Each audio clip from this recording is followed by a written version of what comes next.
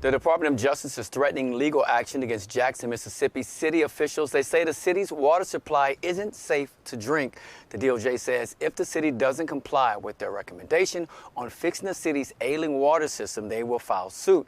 Justice officials sent the letter to Mayor Lumumba. The letter accuses the city of failing to fix the city's water supply for years. The DOJ says the poor water supply violates the Safe Drinking Water Act. The city went through a crisis after infrastructure failures and river flooding overwhelmed the city's already poor water system in mid-August. You know, we think about what's going on, which we'll talk about later on the show, what's happening with the hurricane in Florida, but we best believe once that passes through, FEMA's going to be there to show up, and they're going to have other ways of taking care of that. We talked about Brett Favre and how he's taking millions away, right? Money that could be used for this. So we think about Ukraine, how we send millions, billions overseas to help other countries, yet we cannot take care of our own in our own backyard because it's Mississippi, because if it's overpopulated by maybe people of color. So look, they have every right to say, if you don't fix this, it's going to be a problem for you. Yeah, I love that the Justice Department is stepping in.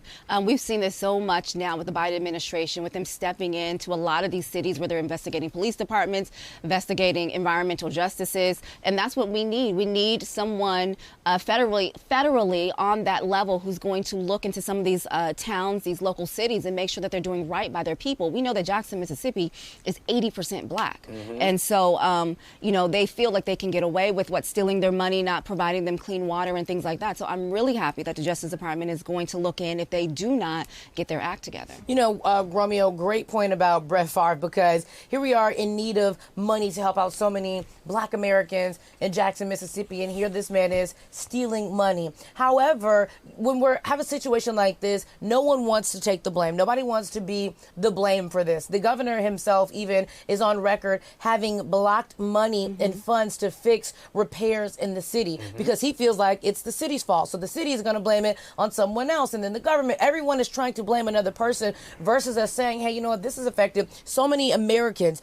Forget the fact that they are black Americans, that we are black Americans for a second. We are human beings that deserve to have clean water to, like you said, Mimi, yesterday, to take a shower and make our morning coffee and morning tea. For a second, think about these are human beings that don't have a bare necessity. That when you come into a city that you should have, this should be a top priority, and everybody should be riling in together to fix this issue and not pointing fingers. I agree. And Todd Kim, Assistant Attorney General, said we're prepared to file an action, but would hope this matter could be resolved within a foreseeable agreement that is the best interest of both the city and the United States. Look, the city of Jackson, Mississippi is on watch right now. Yeah, you know what this brings to mind is when we think about Jackson, Mississippi, we think about the other Flint, Michigan, and a lot of these, for a minute, Baltimore, you know, all of these places, the common denominator is that these people are black, right? Here in California, there was the city of Porter Ranch, and they had a natural gas leak. They moved everyone who was in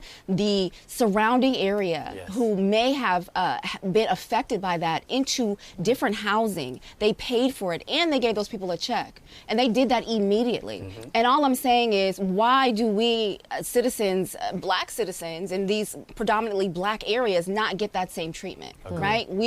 They should get that same treatment where they're moved out or these problems are immediately fixed. We've got to do story after story and beg and plead for clean water. This is America in 2022. Had a family member that live in Porter Ranch, put them in a hotel and everything. See, that's what I'm saying. That's what I'm saying. It's